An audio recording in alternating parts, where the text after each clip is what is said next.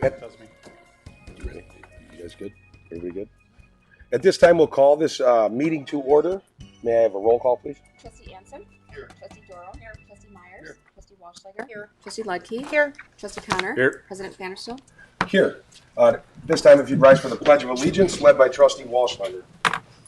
I pledge allegiance to the flag of the United States of America and to the republic for which it stands, one nation, under God, indivisible, with liberty and justice for all.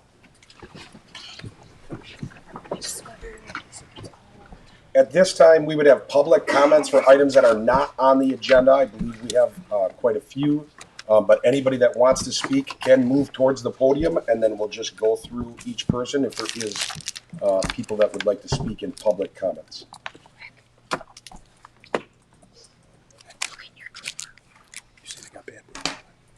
Good evening.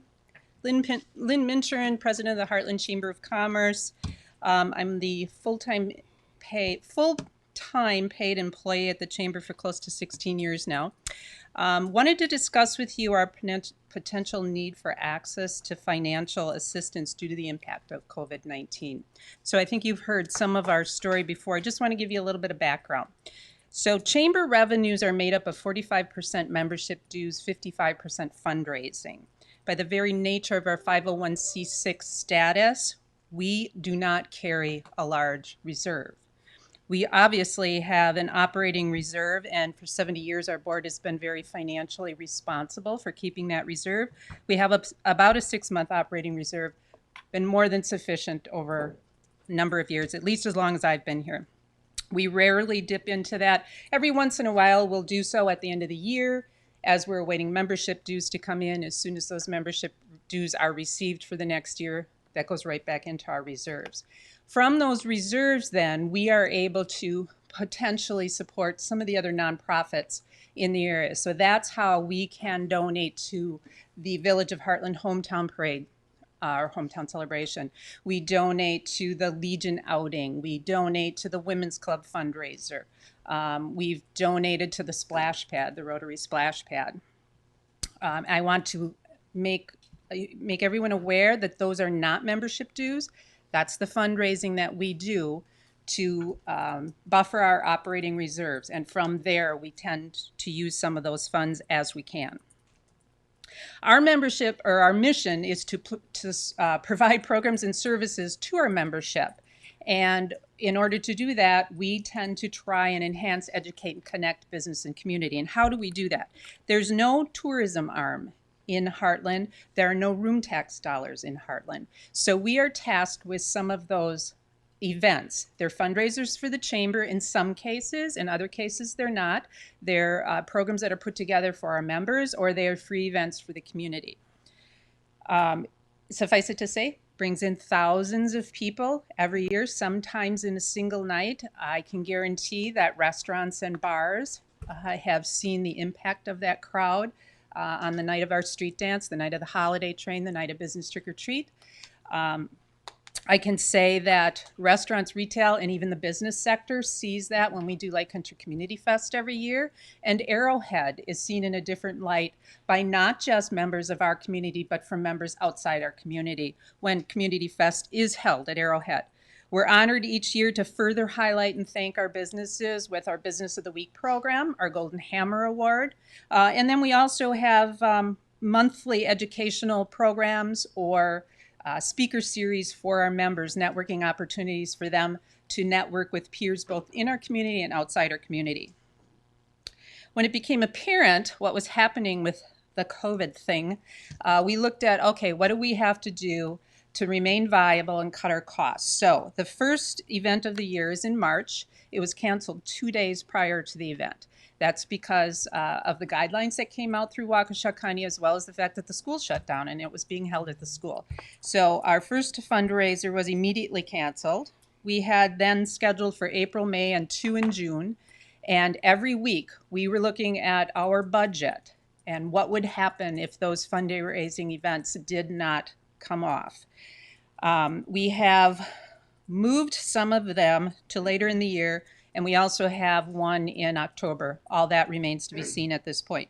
We've cut our subscription to the Milwaukee Business Journal. We cut our maintenance contract with our copier. We cut all print advertising for all our events. All we're doing is social media right now. Our insurance is already paid, but actually through October, but we do have insurance coming due in October, and we're working with our insurance agent to see if there's any flexibility there. We've cut all our mailings and postage. Again, we do social media only. We doubled up on our accounts receivable, and we're still trying to collect some of those membership dues.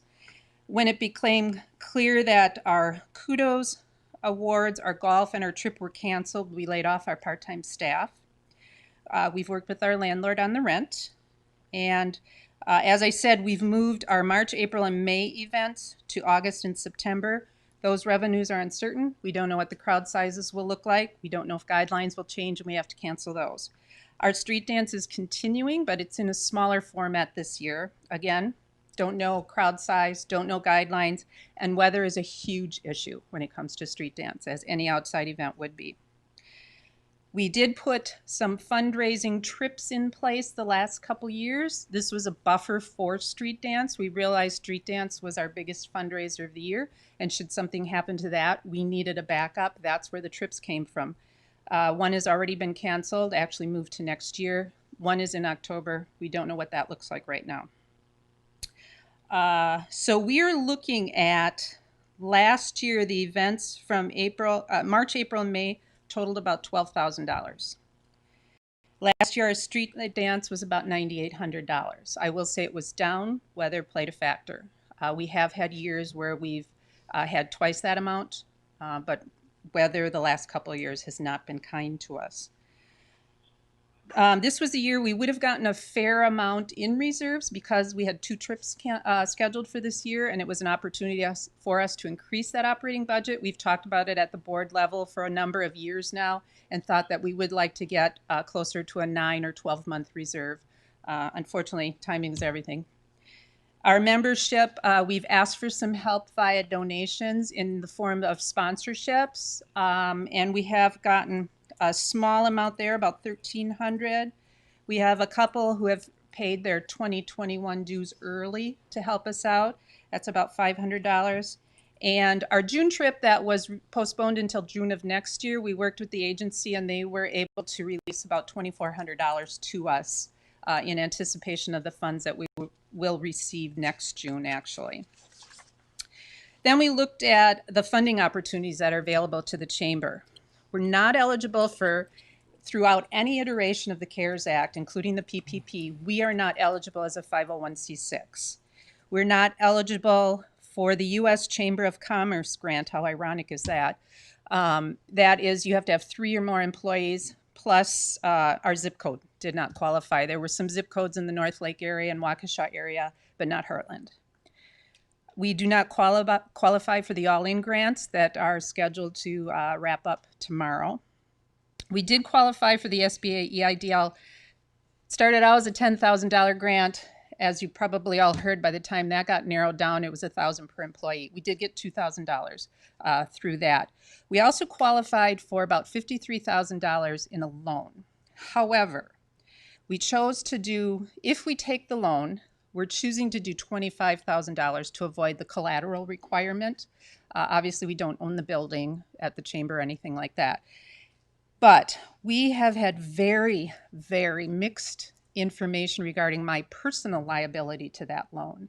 The way it stands right now, if you would read the application, I guarantee none of you would sign that application. It says personal liability goes to me. When you fill out the application online, as you know, anything online, you push a button, you fill in something, takes it to the next screen. By default, you end up wherever you end up because of the questions you've answered. It asks for an owner agent. As you know, a Chamber of Commerce does not have an owner agent, but you couldn't complete the application without filling something in. So my personal information is in there. I mean, kudos to me. I qualified for a $53,000 loan, but I don't want to have to pay this back. I have contacted the SBA at least a dozen times. I've gotten through about 4 times. Today I spent 2 hours on the phone being transferred to the next tier. You get to the 3rd tier and I get disconnected. I tried that 3 times today. I still have yet to have the loan officer call me back and answer my question. Nobody can answer it. I've talked to banks, I've talked to CPAs, I have it out to a lawyer. I've not heard back from the lawyer. I did leave a message with the Wisconsin County Business Alliance SBA rep, Lucy. I've not gotten a call back from there. So I don't know where we're at with the loan. If we could qualify for that loan, we would be fine. We don't qualify for the we do qualify for the employee tax retention credit, and we are looking further into that. I want to point out, as a small chamber, we are not unique. This is happening across the country. I'm part of a Facebook group of about 13,000 people, and this is a killer for small chambers across the country right now. We're asking for consideration of financial support in whatever form that looks like. Of course, we would take a grant or a donation. I think anybody would want that. But we also are wondering if there's a possibility of access to a loan should we need it. We're looking through the end of the year. Our expenses will be about $42,000 through the end of the year. We have about $31,000 in reserves. If nothing else changes, we close our doors. With our events that are still to come, we would clearly be in the black, but how far we get with that, we don't know. And we have to keep in mind that even though our membership dues, we will bill out December 1st, due January 1st, past experience has shown us that we only get about 30% of people to respond to the first request for their dues. And then we send the second request out and we get another 20 to 30%. And then we start chasing the rest of the dues throughout the year. Or, well, not throughout the year, we give up at a certain point. We also have to have that membership dues take us through the first quarter into the second quarter, because our first event next year is not until March. And March, April events don't typically pay out until about June. So we're looking at almost 6 months that our membership dues has to take us out. And we don't know with COVID, none of us know what the impact of this is going to be. So I just thank you for your consideration. And if you have any other questions or need any other information, I'm happy to provide that. Anybody else that wants to speak in public comments? Anybody want to speak in public comments for items not on the agenda? Go ahead. Hi all.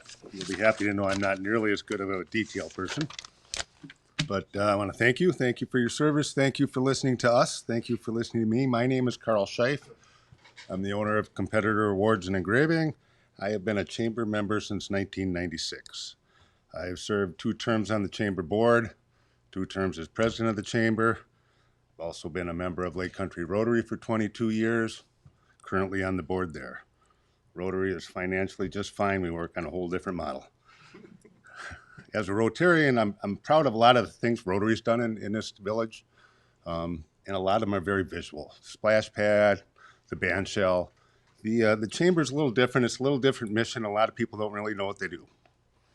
And because of that, I just wanted to point out that they have helped my business since I opened my first retail store in Cottonwood in 1996. They give you resources, opportunities to network, opportunities to promote your business. And I think a healthy business community in Hartland is as important as any other part of the community.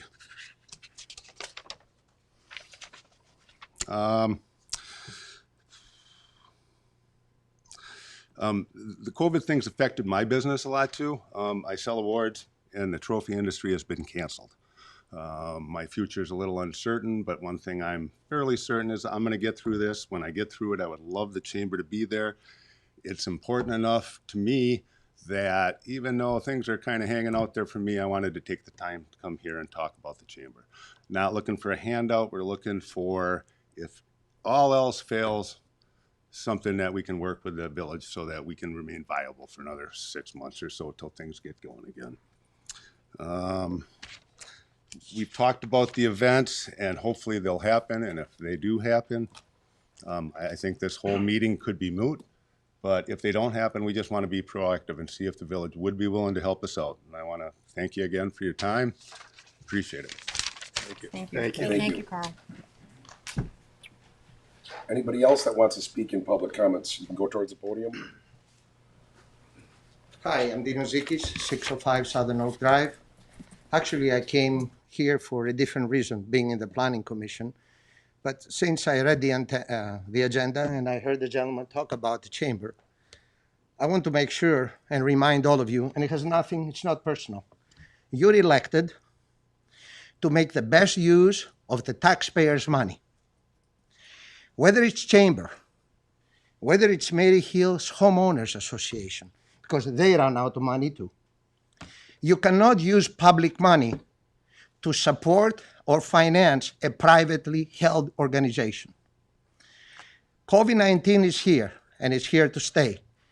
Everyone has to make adjustments. Personally, I took a 20% pay cut to help my core workers. The chamber can do the same. They can also cut their budget.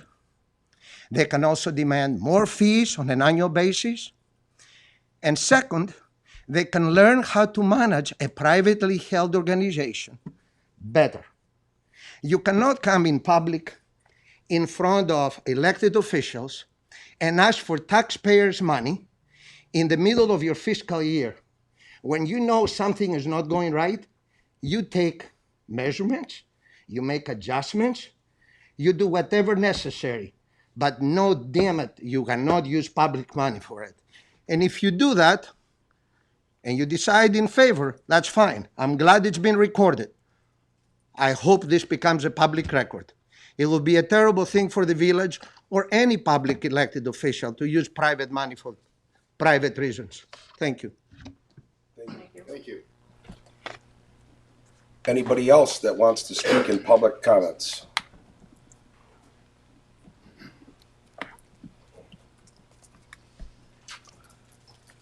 Hi, everybody. My name is Mike Gogan. I'm a State Farm insurance agent here in Hartland.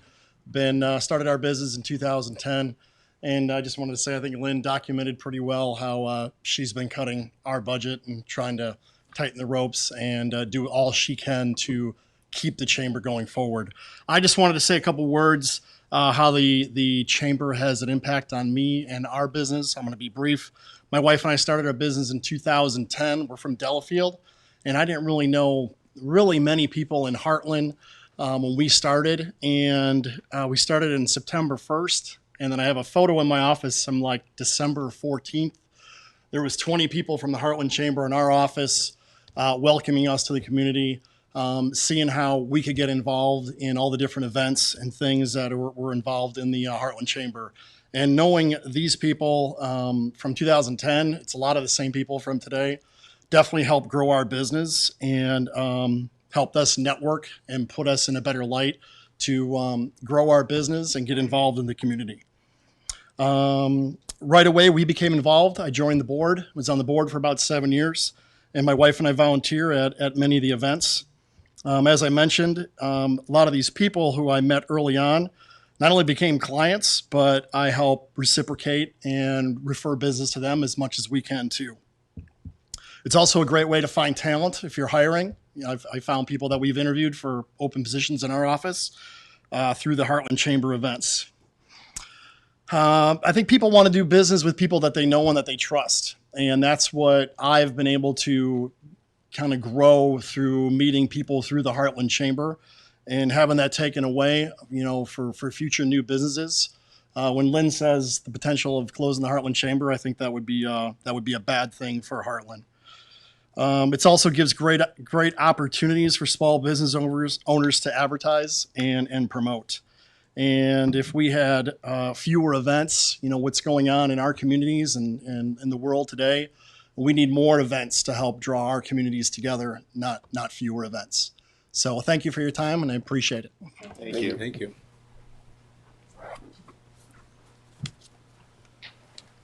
Anyone else that would like to speak public comments?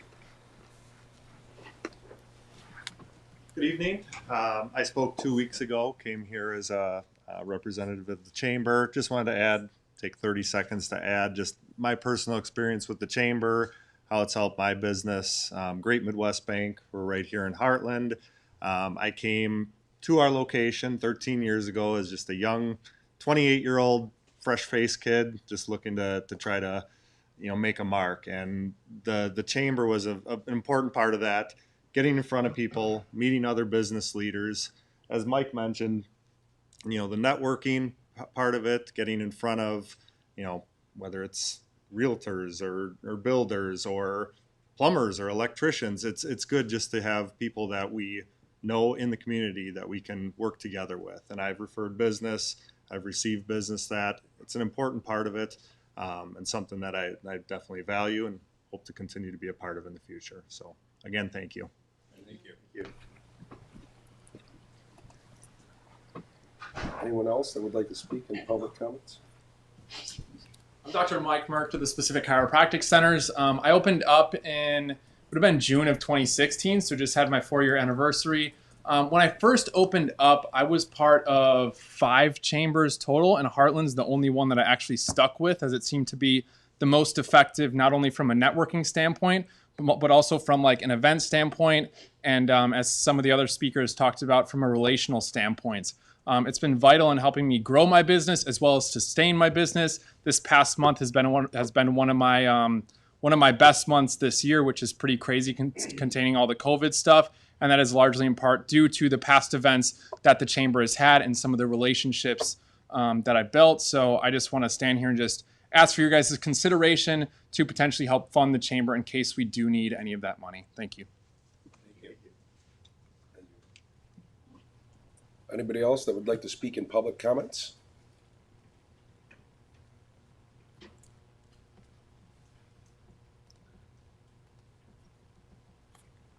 Hello, everybody. I'm Dr. Anna Keck. I'm the eye doctor at Thea Vision Care. Just wanted to share my story. In fact, how I met the chamber is I just walked myself in there and introduced myself. And not to help me, the property that I found, I was introduced when Lynn walked me over to the bed and introduced me to Cindy. And they have continued to be instrumental in my little cold startup. We're 2 years, getting to be 30 years in. I'm a cold start practice. I don't have a big name behind me. I live right here in Hartland. This is my community. I moved here when I was pregnant with my son. This means a great deal to me to be able to practice and to live here. And the chamber has been absolutely instrumental in that, connecting me with people, bringing about, like I said, resources, whether it be a financial low interest loan and introducing me there, continuing to put on events that gets the word out about, hey, there's a little local eye doctor here. It has been huge. I didn't really prepare anything here, but I really wanted to come up here and share with you how important it is on very many levels for me to still be able to work with the chamber. I'm very, very grateful for that, and I'm grateful for your attention today. Thank you. Thank you. Thank you. Anybody else that wants to speak in public comments for items that are not on the agenda?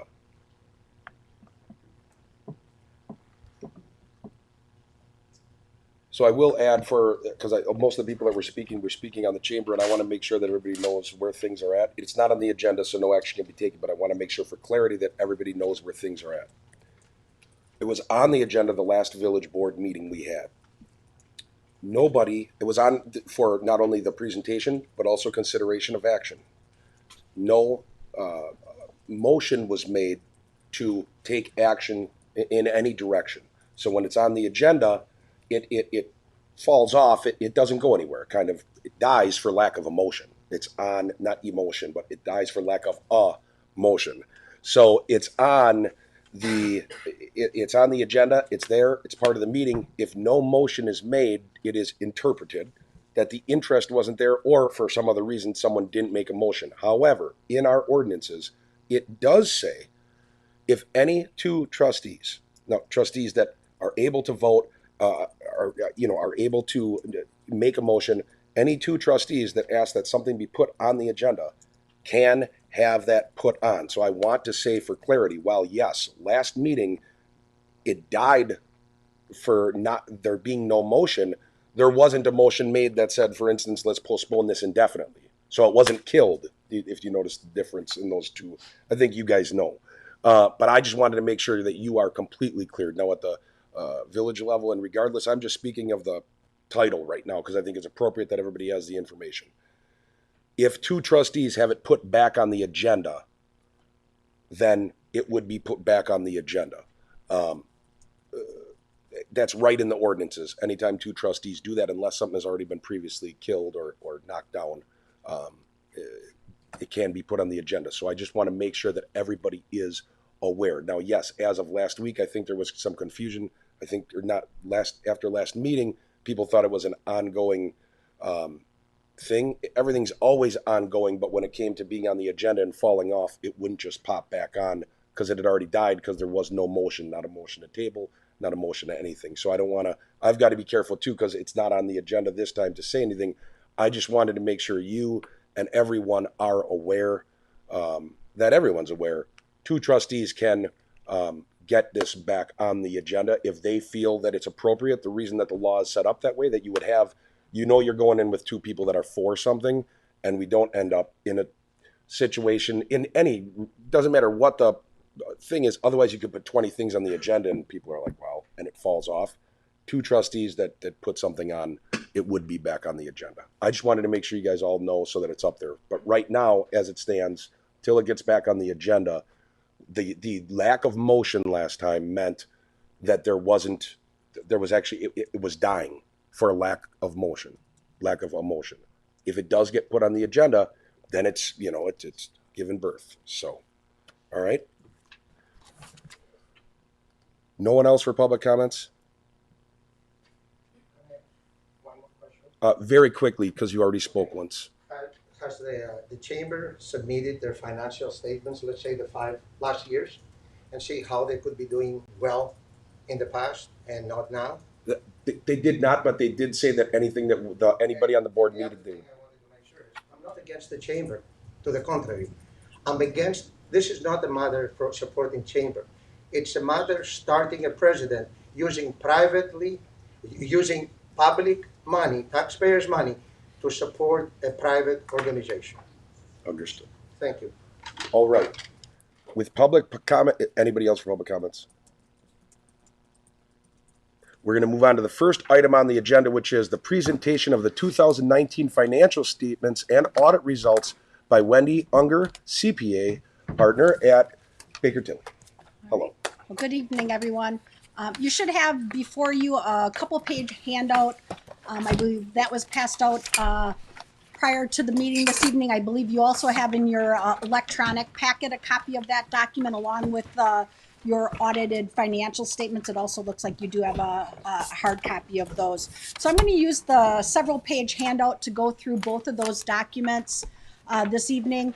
I'm going to go through that at a relatively high level, but please feel free to ask any questions that you may have as I move through the presentation.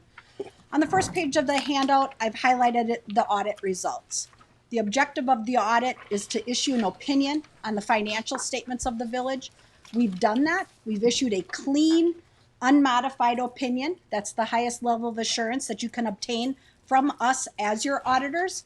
What that means is that the information contained within the audited statements is believed to be materially accurate, that generally accepted accounting principles have been adhered to, and that accounting principles and policies have been consistently applied from year to year. There was a change in accounting policies for 2019. Just want to just mention that there's an emphasis of matters paragraph in your audit opinion, which is included on pages 1 and 2 of your audited statements. There are just some new governmental accounting standards effective for the village for 2019. No significant impact that I need to share with you, but I did want to note that in case you looked at the opinion and had a question about that. Before I get to the next page and go through some very high-level financial information, I do want to just remind everyone that included within your audited statements is a section that is referred to as management's discussion and analysis. That's written by management. That is a very good high-level Cliff Note version of what happened at the village in 2019 compared to 2018. So if you do nothing else, I encourage you to take a look at that. Turning to the next page of your handout, this is where I begin to highlight the governmental funds for the village. I'm going to give you some page numbers as I go through this for you to make note of. Lots of information in your audited or your bound statements, so you can look at all of this information in more detail at your convenience. The first column that is presented here is your general fund. This is your day-to-day operating fund. This is where most of the activity for the village is accounted. This is found on page 81 in a budget to actual presentation. When you look at your general fund for 2019, the general fund had $7.4 million of revenue. That compares to a $7.6 million budget. So you're a little bit under budget in your revenue category, and you'll see that that will fall through down to your change in fund balance in a moment. Expenditures, $7.2 million of actual, $7.2 million of budget. So you are very close to budget within your expense categories. When you look at page 81, you will note that there are some departments that are over or under budget, but nothing of a significant nature. Your other financing sources and uses, those were $329,000 of actual. That compared to a $400,000 budget. So very close there. And that section is where all the transfers that go to your other funds are accounted for. So overall, when the village put together their 2019 budget, they budgeted to break even, meaning you were going to have no impact on your fund balance. Overall, for 2019, you used up a little bit of fund balance, $127,000, more than what you had anticipated, and that was mainly within that revenue category. When you add that to the beginning of the year fund balance, you had $5.3 million of fund balance in your general fund. As you can see below that, there's 4 categories that fund balance gets broken into. You have $1.5 million, which is referred to as non-spendable. Those are the monies that are the sum of those deficits within your TIF funds. And that will remain there until those TIF funds swing to a positive fund balance, and then that will fall into your unassigned category. But until those are positive, those monies are set aside to cover any shortfalls that may exist over the long term. You have $14,000 of restricted fund balance. That's your Act 102 money that is required to be restricted for the purposes for which you receive those funds. You have $1.4 million of assigned fund balance. There is a list of what makes this up on page 61 of your footnote. Your largest pieces of that, are future employee benefits and future fixed asset purchases. So those are the 2 largest pieces of that. The remaining balance, that unassigned figure, is $2.3 million. The village does have a policy to maintain 25% of the general fund annual revenues in that unassigned category. That amount there represents roughly 30.2%. So you're in compliance with your policy, which is very positive, and you're on the very strong side of that. So very positive position in the general fund. The next 3 columns, not going to go through these in great detail. These are your 3 TIF funds. These can be found on page 22 in more detail. The revenue sources in all 3 of them are mainly tax increment that is being generated by those districts. As you note, there's a little bit of expenses, some admin costs that flow through those. TIF 6 had a little bit higher expenditures, roughly $139,000, and that's the payment that is required to be made to the developer from that TIF. So overall, you'll note all 3 of them added to their deficit, so they're improving that deficit position, and that will continue to be evaluated on a go-forward basis. So positive direction in the TIFs for 2019. Your debt service fund, this is on page 23. Your debt service fund collects a levy from your taxpayers, and then you make principal and interest payments on village debt. This does not include utilities. Your debt service fund, you collected $1.4 million in taxes. You paid $1.5 million in principal and interest on village debt. You had $258,000 of other sources. During 2019, the village borrowed, and there was a premium associated with that borrowing. That premium goes into your debt service fund, and that premium makes interest payments until you have the ability to levy tax to collect that. So overall, the debt service fund added $220,000 to fund balance and had $378,000 as of the end of the year. Keep in mind that debt service fund, that fund balance is all restricted, can only be used for debt service purposes until the debt of the village is paid in full. On the next page, the remaining governmental funds of the village. The first column there is the village projects capital project fund. This can be found on page 23 of your audited statements. Had $79,000 of revenue. Most of that is interest income. You spent 1.3 million, almost 1.4 million. That was on various road projects, crack sealing, those type of activities. You had 3 million of other sources. Again, when I mentioned previously, the village borrowed 2.945 million of that is new borrowed money. And there was a transfer in also from the general fund. So that fund added 1.8 million to fund balance, and it had 5.6 million as of the end of the year. A good portion of that is restricted, unspent borrowed money. So that can only be spent for the purpose for which it was borrowed. The next column is the corporate reserve capital project fund. Again, on page 23, 35,000 of revenue, all interest income, 1.2 million of expenditures. The three largest pieces in there, you had the new fire truck that was purchased in 2019. You also had the loader, and you had a 2020 Freightliner that was bought. Those are the largest portion of that 1.2 million. That fund also had a portion of the borrowed money, 705,000. 430,000 came in from the general fund, and $100,000 of property sales, so equipment sales that was made equates to the 1.2 million. So overall, that fund added a little bit to fund balance, 41,000, and had 1.6 million of fund balance to be utilized for future equipment purchases. That last column is all the remaining governmental funds of the village. Just to remind you, that's your refuse fund and your developer capital project fund. Detail on this column is on pages 93 and 94 of your audited statements.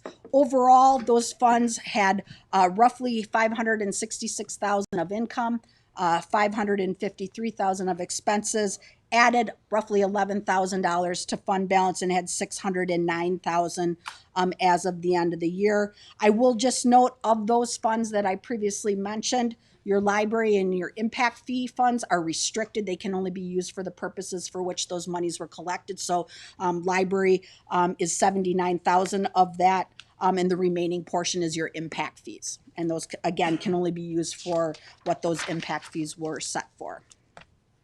On the next page, the remaining funds of the village, which are your, what we refer to as enterprise funds. These are your utilities and your internal service fund. Going to talk about the water and sewer somewhat together. Both of them had seen a decrease in their public charges for services during 2019. Less consumption leads to less revenue, and this is something we're seeing across the board at all of our municipalities for 2019. So revenue was down from the standpoint of collections from customers. I will say that during 2019, you had the contributed capital from the overlook trails. So you have a large portion of contributed capital within your water utility, roughly 430,000. Within your sewer utility, that equated to a larger figure of 560,000. Expenses within the sewer were relatively comparable to the prior year. Water expenses were up. Maintenance costs were up 240,000, and your outside services that were used were also up during 2019. Overall, the water utility added 371,000 to its net position. That compares to an addition last year of 309. So a little bit increase in that. The water utility, when you add that to its net position, had 12.9 million of net position, not fund balance. So fund balance is very close to cash. Net position includes all your infrastructure, your towers, your meters, your mains, less any related liabilities.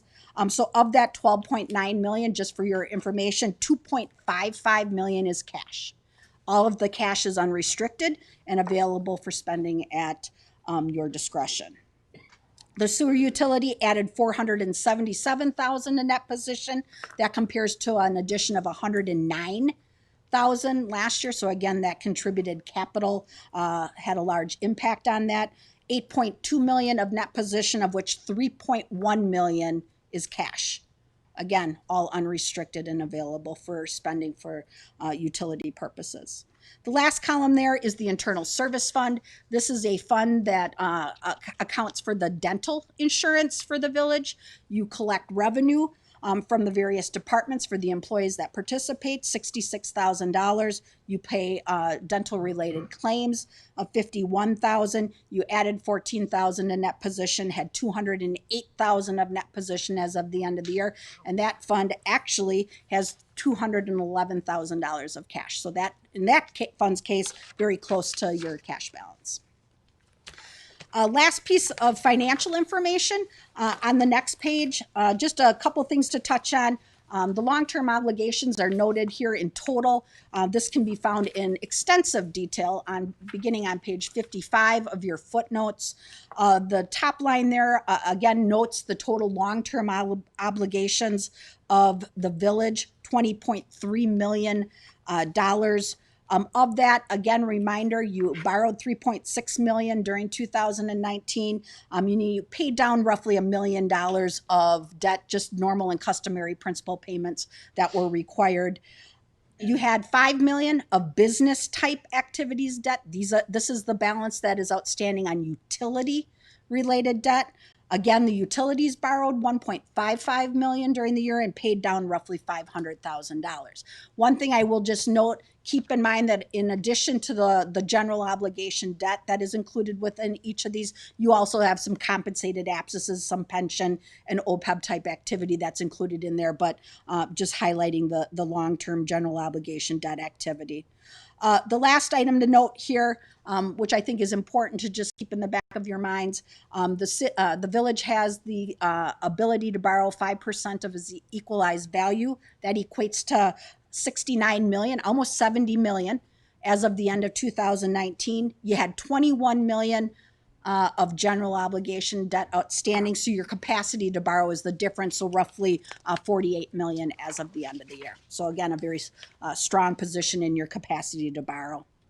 Lastly, on the last page, in addition to the audited statements that we issue, we also issue a communication to those charged with governance.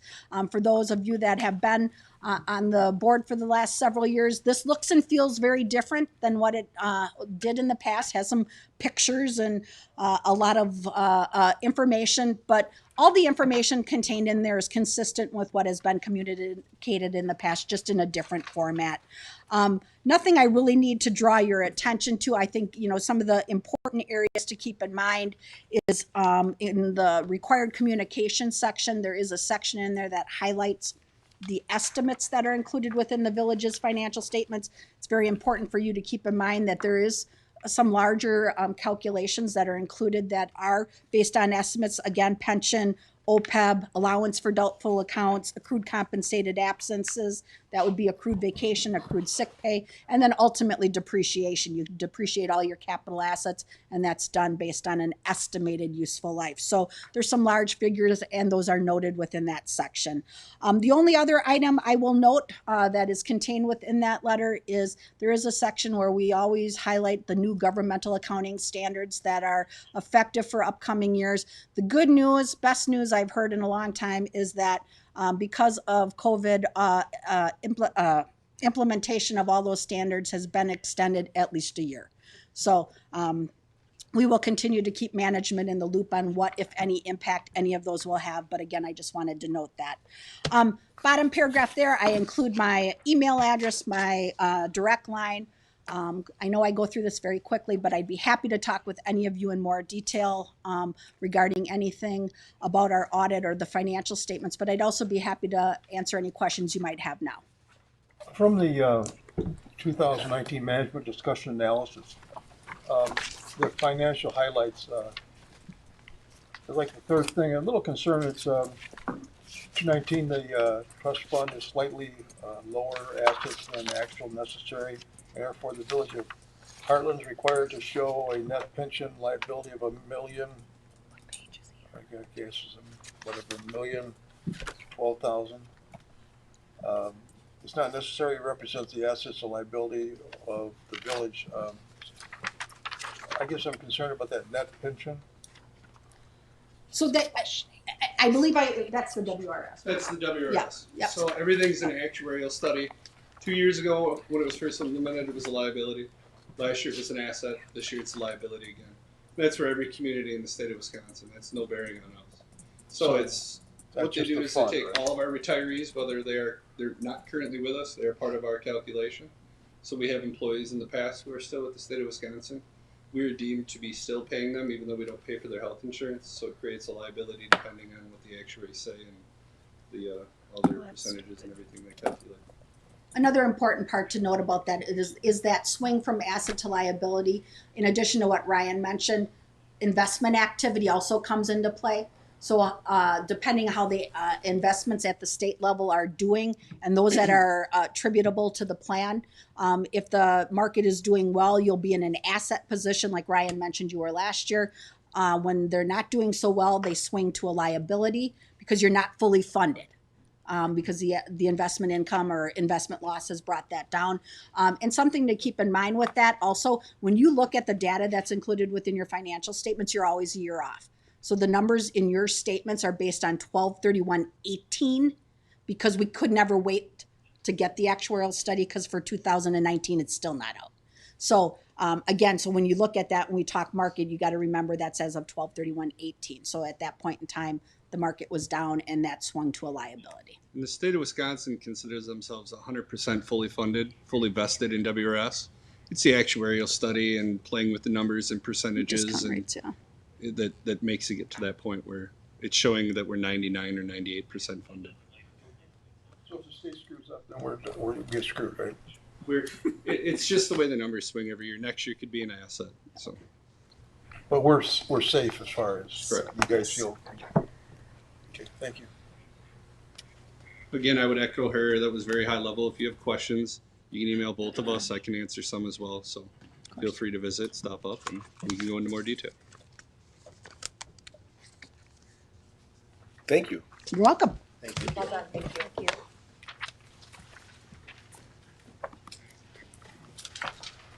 So the next item we have on our agenda is consideration of a motion to approve the village board minutes of the June 8th, 2020 meeting.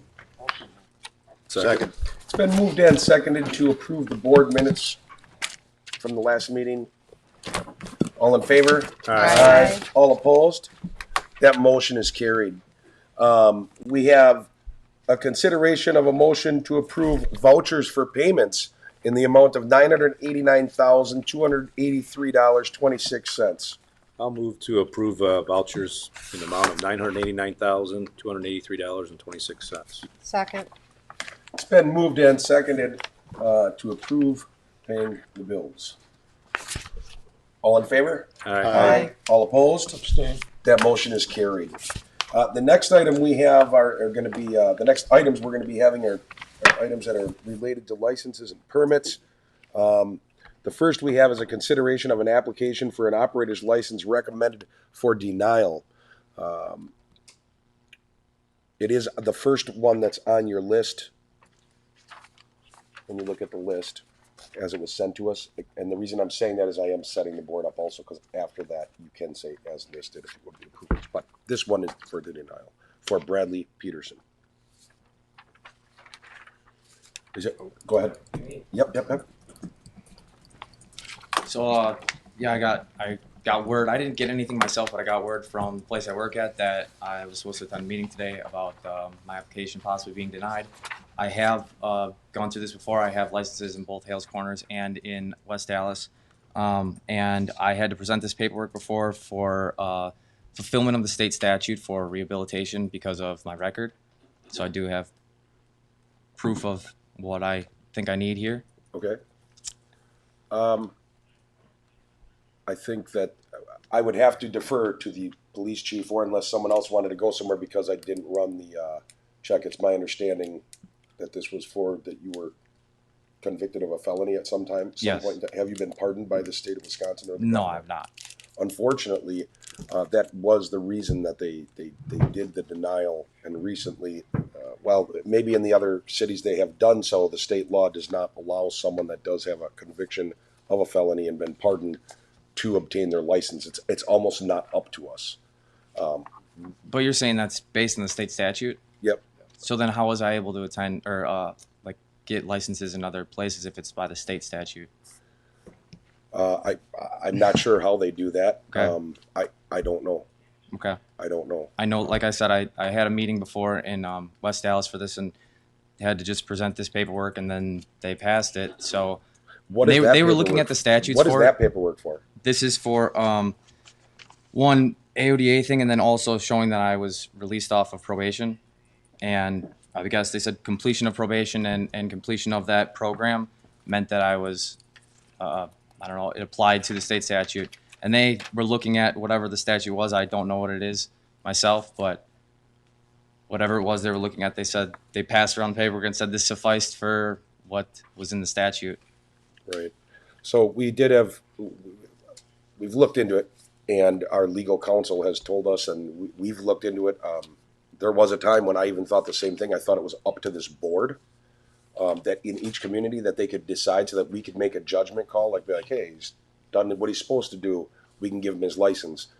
In looking into it and getting, obviously, a lawyer's opinion from the village, is that their opinion is, and the way the law reads it, is that if you're convicted of a felony, anybody that's convicted of a felony that hasn't been pardoned is not to have a bartender's permit. That doesn't mean you can't bartend. You Yeah, can I just have bartend to be there with if somebody you're else over that's 18. You can permitted. bartend, but you can't have the bartender's operator's license. And if Okay. yeah, we looked into it. I can understand. I know that's not a fun one to hear. Imagine somebody that did something when they were 21 years old and 18, and when I then did it they're was and then they're almost all of a 10 years sudden ago now. 55 and they decide to go, and it's like, wow. But unfortunately, if all of a sudden you have something where the state of Wisconsin says that we're wrong on that, and I would call on yourself, because at any time you might run into a problem with those other ones, just because this is all public record. I'm not saying you will. I'm not calling. I'm just letting you know. Unfortunately, it's Okay. So I understand that whatever you're hearing from the lawyers that I can't, there's nothing I can do at this point. But do you know what would be, like, do I find the statute that they were talking about and send something to the Village of Hartland saying, hey, this is what I was told suffices the statute? So getting a pardon. If you talk with Chief, we will be able to get. He'll be able to take down your email address for us, and we will get in touch with our attorney. What our attorney did with the other people is, being here in Hartland, we would be more than happy to send you the information needed to begin trying to get a pardon from the governor's office. That's the only way. But he's saying that's the only way, huh? That is it's the only way. Okay. Or state legislature changed the law. Okay. If they change it, which probably is easier than the pardon, but yeah, it sounds like it. I agree, but it's something, honestly, I hope to see change with that someday too, where it's more up to us at a local level. But right now it's I not. understand where you're coming from. I just don't understand how I was able to obtain 2 licenses and yet the statute states I can't. I don't understand how that. They made a mistake. They misinterpreted the law. We shouldn't comment on other municipalities and what their decisions are. However, we can get you the state statute. And if you have a piece of paper and a pen, I'm happy to give you the number right now. I do not have a pen on me. We can make sure we can write it down for you. But it is a state statute stating that order. So we will write it down for you, just so you Okay. have it. But we can't comment on other municipalities, you understand. Okay, yeah. Thank you.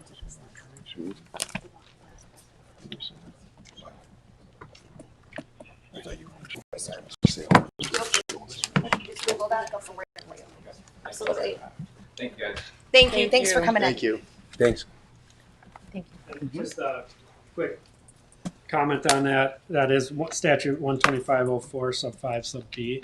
So it's the same memo that our village attorney had drafted for other applicants, and that statute reads, no license or permit related to alcohol beverages may, subject to the state statutes that are listed under here, be issued under this chapter to any person who has habitually been a law offender or has been convicted of a felony unless the person has been duly pardoned.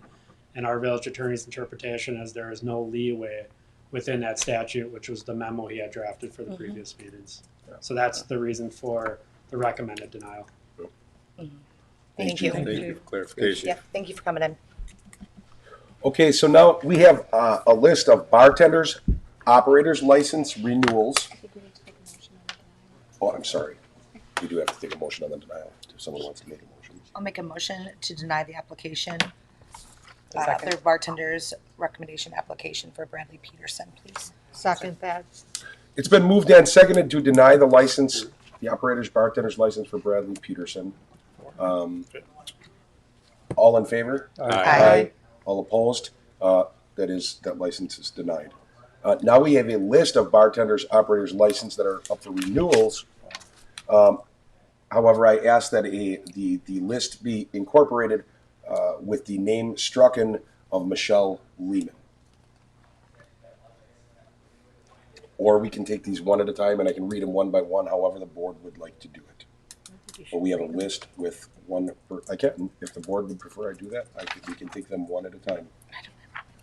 I don't think it's necessary, but as long as clarification is made. So it was, Are you do the renewals or just the renewals to start? This is just a block of renewals for operators, bartenders licenses. I'll make a motion to approve the recommended bartender operation renewals as seen with striking Michelle Lehman. Second. It's been moved and seconded to accept the list of bartender operators, or as listed, the bartender operators license renewals, not including with the name Michelle Lehman strucken. All in favor? Aye. All opposed? That motion is carried. Did you have something you had to say? Sorry, did I go too quick? Okay. I just want to make I sure. was checking the list to see if any of mine were on Oh. there. I could abstain, so. Now we have bartender operators licenses. So these aren't renewals, so these would be new. Bartenders operators license for the 7 people listed. I'll make a motion to approve the bartender operator's license for the 7 people as listed. Second. It's been moved and seconded to approve those licenses as listed. All in favor? Aye. All opposed? That motion is carried. Now we have a Class B beer, Class B liquor license. The applicant is Hartbrook Cafe. This is at 600 Hartbrook Drive. This is Stephen Nguyen.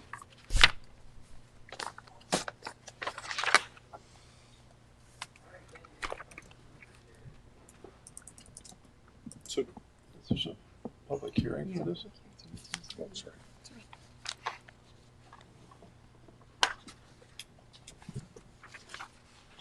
I was going off the list and not looking at the agenda, so my apologies. So, because it's a Class B, we have to have a public hearing to receive comment on the liquor retail license application before anything else can be done, as has been made aware. So, at this time, I will open up that public hearing for Hartbrook Drive. Hartbrook Drive? I'm sorry, Hartbrook Cafe. Hartbrook Cafe, which is on Hartbrook Drive. Which is on. Are they here? Is the applicant present? Yes? I do not see him. I have spoken to him multiple times to let him know that he needed to be here in attendance tonight. So he is aware.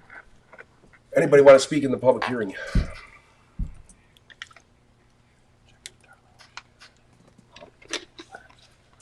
Any letters, correspondence? Nothing. Nothing received.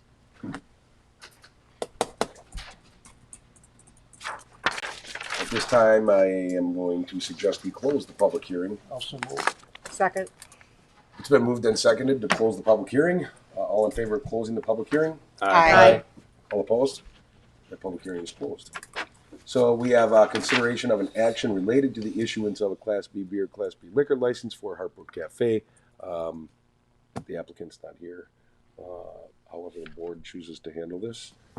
They do. Make a motion to deny. Huh? I make a motion to deny. Second. It's been moved and seconded to deny the license. The applicant is not present. All in favor? Aye. All opposed? That motion is carried.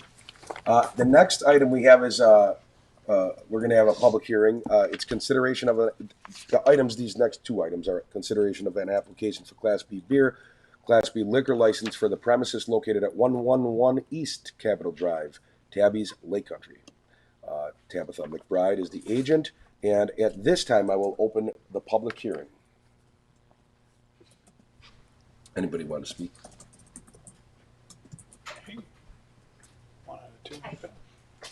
Hi. Thanks for inviting us here. So what we want to do is we want to go Can you give and your name? Yes. Oh, Yeah. Tabitha McBride. Okay. Sorry. And how are you related to the business, other than just being the applicant? An owner. Okay. So what we would like to do is we currently have the reserve license, and it's under my understanding that if we want to make any structural changes to that, we would have to repay the $10,000 to continue to hold that. Well, we want to start making some structural changes. We want to be the sole owner, and we want to buy out the previous owner. And so in doing so, we don't want to pay the $10,000. So we're requesting the regular Class B license. We feel like we've been part of the community. I mean, we grew up here. We know lots of people and kind of support the community, and we don't intend to ever leave Tabby's Lake Country. Hopefully it'll be there forever. So we are asking that we can be approved for the other one so we don't have to pay the $10,000 and buy out the other partner. Anybody else? Just question for the village clerk. So if we were to move forwards with the new licensing, the old licensing would be in void, correct? Correct. Can I ask you a quick question? Yes. Do you already have your new structure set up? No, we are wanting to structure it differently. So if we were to approve it, would it be approved under the old name or new name? Or do we have to wait? That's not set up. It'd be under the old name. She'd be under her So would current she have to structure. reapply then under the new name? That's what they're saying. I want to look into it, but that's what they're Okay. Just wondering. Current structure. It's a lot of Current Mickey Mouse in a row. existing Tabby's. The Business LLC as it currently exists Right. Correct. Okay. would be the renewal, and the new would be the new. Well, we could even keep, I mean, I don't know, Sean, come home. This is my husband, Sean McBride. But I don't necessarily need, if we kept it as Bin and Brew, we would just remove Justin Jackson as part owner. And we're fine keeping it as Bin and Brew, that entity. But like I said, if we remove him, then we have to do the renewal and pay the $10,000 is what I understand. Right. It would be a significant change. Yeah, yeah. Okay. But that's our goal, is to remove him, so then we're just the sole owners. Okay. Now, Bin, so is the license made out to Bin and Brew? Correct. So that's what they had years ago. Yes. Because like last year, the license renewal just on the application form said, Bin and Brew. Tabby's. Yep, No, yep. it said Tabby's on it, or I believe it said Tabby's. It says DBA. Yeah, as I Tabby. did. Bin and Brew, Yeah. DBA, And that Tabby's changed Lake Country. a number of years ago. And everybody, Right. and you're sure that there's no way? One of the things that came up with me, and at some point, I'm not sure whether we should be in discussion or still in public hearing. Does anybody else here want to speak in public hearing? Because usually public hearings just no one. Why don't we close the public hearing? Because the I make a public. motion to close the public hearing. Okay, it's been moved and seconded to close the public hearing. All in favor? Aye. All opposed? That motion is carried. Public hearing is for, just making sure. So now we can get to, let's just do discussion right now. I'm surprised that the state makes them repay the 10, and I'm not against that. However, the license that we're actually talking about isn't actually available yet. It could be. It will be July 1st because there was no renewal on file for Hartland. Correct. So July 1st. Correct. And you're not 100% certain that you're going to change to this new business. No, we're 100% sure we're going to. So currently, Tabby's LLC owns 19% of Bin and Brew. Okay. So Justin Jackson is Bin and Brew. He owns 81%. So we want to buy him out that remaining 81%, and then we would own it 100%. So that's whether we Because of keep that the significant EIN, we change, do that. even We're though not it's sure a how that's all going to work. So whether it goes to Tabby's LLC, stays Bin and Brew, we're not sure. So.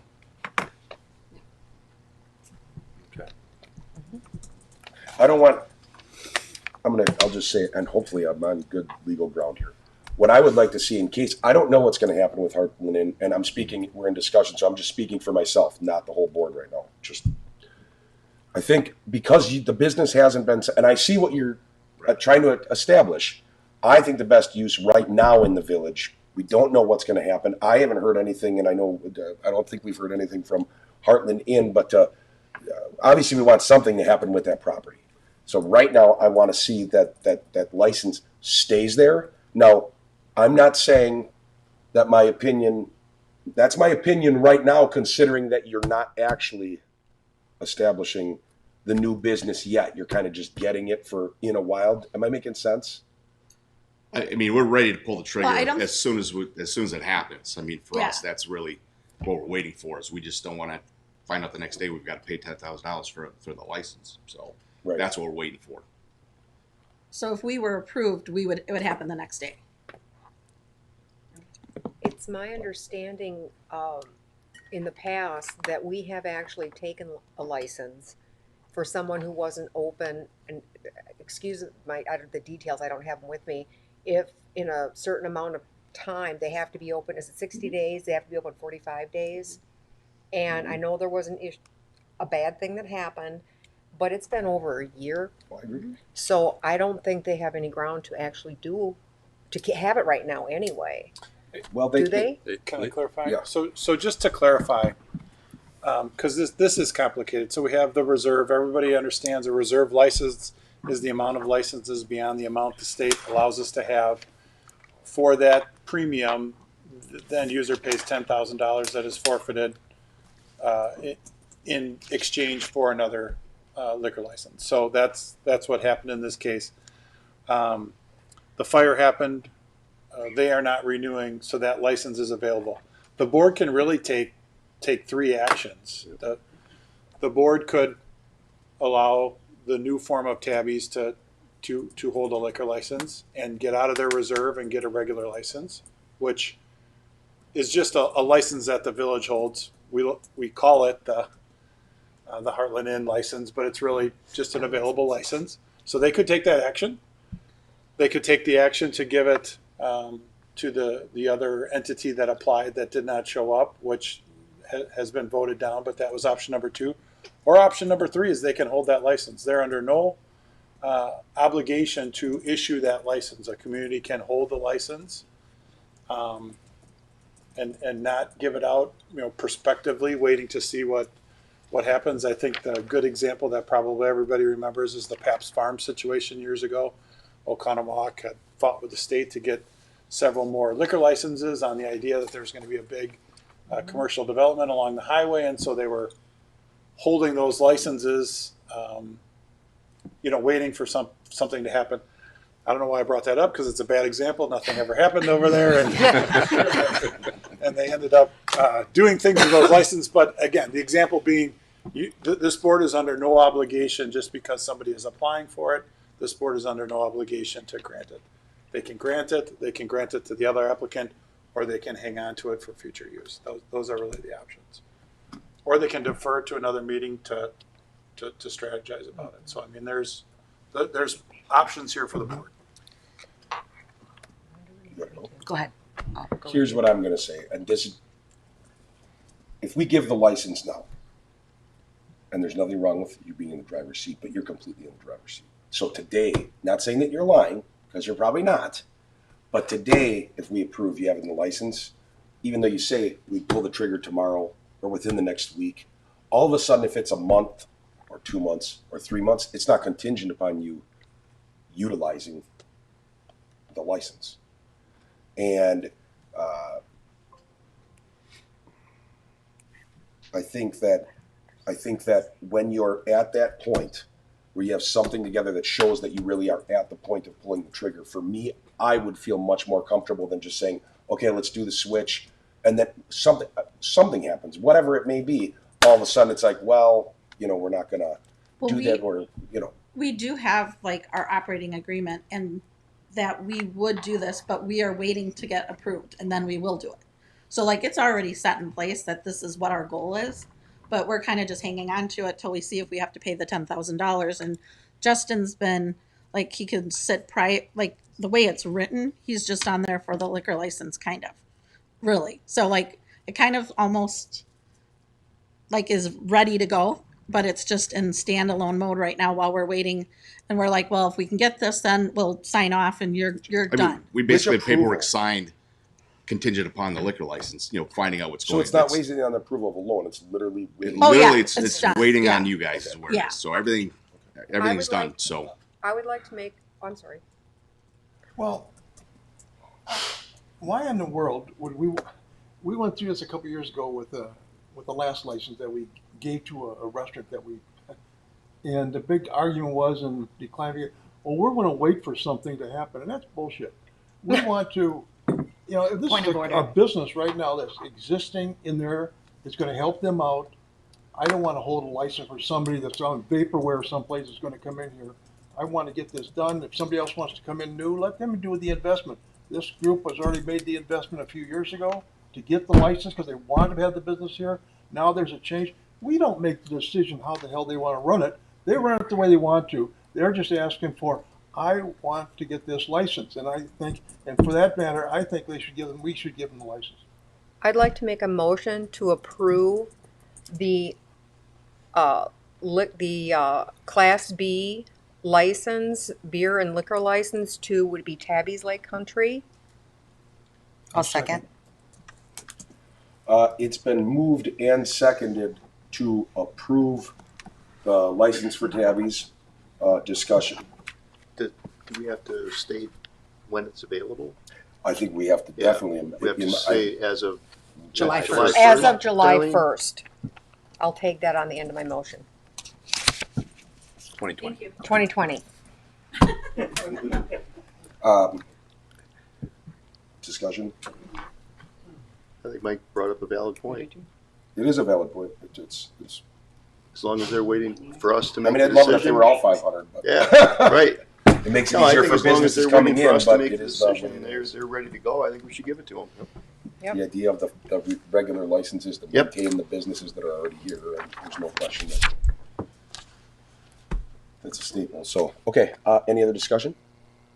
All in favor? Aye. All opposed? That motion is carried. Thank you. You just lost your license that had been renewed starting July 1st. So do I have to come? I'll Just tell give you me a now. call. Yeah. It's not available yet. Calm down. Thank you. Thanks, guys.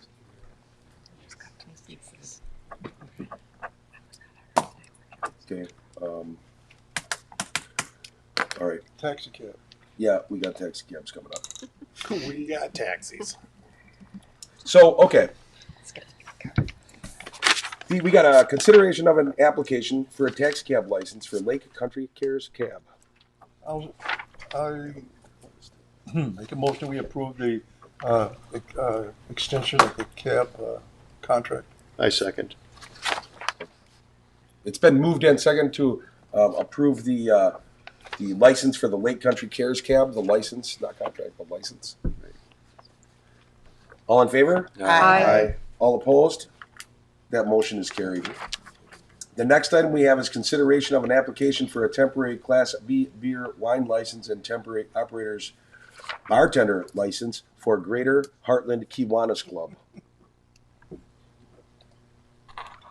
I'll make a motion, we approve the temporary B wine license for the Kiwanis. I'll second. It's been moved and seconded to approve the temporary operators bartender license for Greater Hartland Kiwanis Club for Class B beer wine. I have a question. Yeah, go ahead. It says on here shelter number 4. Do they have to reserve that? Do they have to pay a fee? I know or- it's reserved. I don't recall if they paid a fee. I believe that they do. Ryan, do you recall if for the shelter, would the Kiwanis be paying the shelter rental fee? Do you know offhand? Sorry. For Give me the where we are. For Kiwanis, Yes. for the shelter rental, do they pay the fee? Do you recall? I don't recall that they do. I just know that for an for instance, for the Chamber of Commerce to have it down there, they had to fill out an application for a lot of different things. And I didn't know if they needed to fill out an application for that shelter and pay a fee, or we waive it, or what the deal is. I'd have to ask Kelly if they did a shelter reservation or not. You're talking about for the Kiwanis for Right, fireworks. right. I mean, correct. they've always done it. I don't know. I don't see those. But we can ask staff and I email just, the board tomorrow. okay. Thank you. Anyone else? We got a motion on the floor. All in favor? Aye. All opposed? That motion is carried. Now, I know none of you will be happy with me, but I'm going to request that we take a 5-minute recess before we get to the We fun. do one temporary more, this last one? Which one? Oh, yes. Did I miss one, Mike? I'm sorry. We have that one late minute addition here. I'm sorry, Got guys. it? Yep. Yeah, I'm looking at the agenda. What? They were put together on the agenda together, Yeah. but the motion was just for the one. So you may want to just Do you want just clarify to that. amend the motion? Amend the motion or make a separate motion for just the bartender. Right, I'll just do it right quick and just make it a separate motion. Oh, I see what it's saying. They do the bartenders stand together. Their Just Up do to a you separate guys on how motion. whatever Right. the board wants to do. I'll just make it, I think quickly, just make, I'll make a motion to approve the temporary operator's license for Todd Eckert. I second. Okay, it's been moved and seconded to approve a temporary operator's license for Todd Eckert. All in favor? Aye. All opposed? That motion is carried. 5 minutes? Yes. That's all right, guys?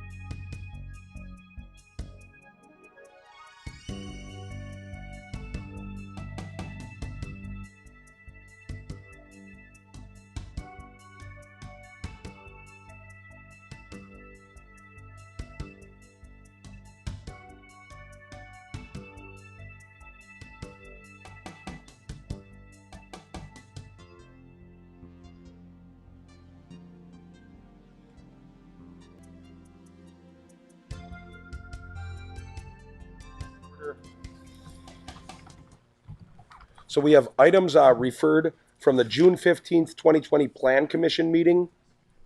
The first item is considerations of actions related to development of property on Campus Drive east of Lake Country Lutheran, which will include the construction, hold on. Is that how we want to word this? 134. This is worded by the attorney, so I think we are instructed to read as. Okay. And then, make sure. and then B has the Got it. details. Yep. Consideration of actions related to development of property on Campus Drive east of Lake Country Lutheran, which will include the construction of a public road. First, we have a review of rezoning petition and proposed plan unit development agreement and related exhibits. Ryan Antman, your village engineer from Rupert Milky, and wanted to give you a little overview of what this agenda item is all about, and then turn it over to the Newman Development Group to provide you more of an overview of their specific project. So Part A and Part B of the agenda here relate to the planned development to the east of Lake Country Lutheran. The Newman Group has been to the Plan Commission several times over the last 9 months. With their proposed project. The Lutheran Association would like to see that land developed. And so what's on the agenda is a review of their rezoning petition as well as their petition for a planned unit development for that property. Part B of the agenda relates to the public road, which could be Willow Drive extended, or it could be a dead end coming off of Campus Drive. So the two-part public hearing relates to the first part, which is their PUD petition, their project on site. And the second part of that public hearing relates to whether or not the board would like to see Willow Drive connected or left separated between the two developments. So if you work into the information that's within your packet, Administrator Rohde has provided a summary memo, and then beyond that, there's a summary memo that I've written that acknowledges all the different parts and pieces of information that the Newman Development Group has been working on over the last 9 months. There's a lot of information, a lot of survey work, a lot of study work and analysis that they have done, and that information is all documented in the memo that I've written. Where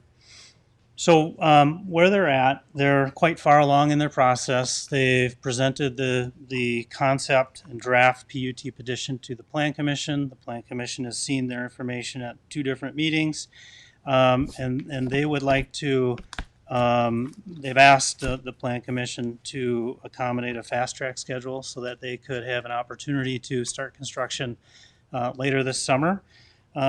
So in the overview memo here, it states that tonight's purpose is for the group here to provide you with an overview of the project.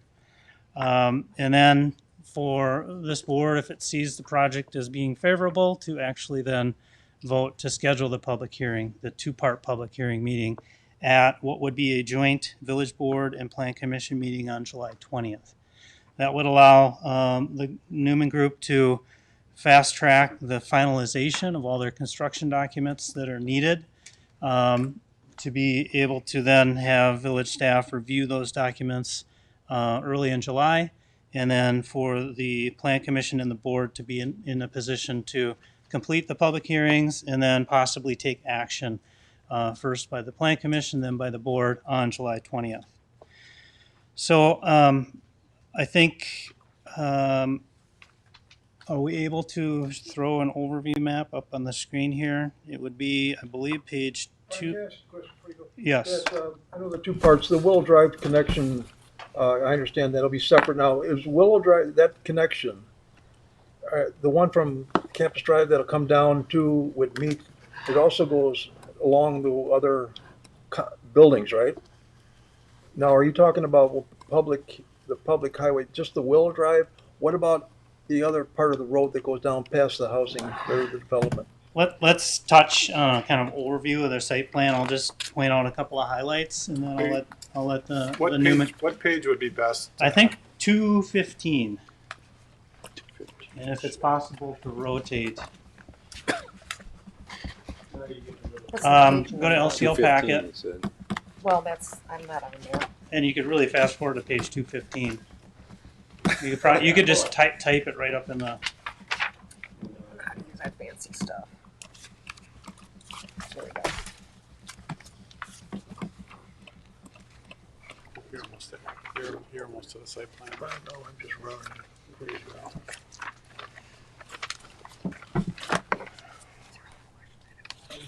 If you're able to rotate that, you are awesome. Nice. Maybe you could zoom in. So this is essentially an overview of the site. The site is 53 acres, and however, their development is just going to be focused on the north half of that site. So Administrator Rohde's going to point a few features out where he's Public Road X. That'll be a public road. So this is where all the infrastructure for the village is. So our water and sewer exists through this right of way easement right now. So this will be a public road.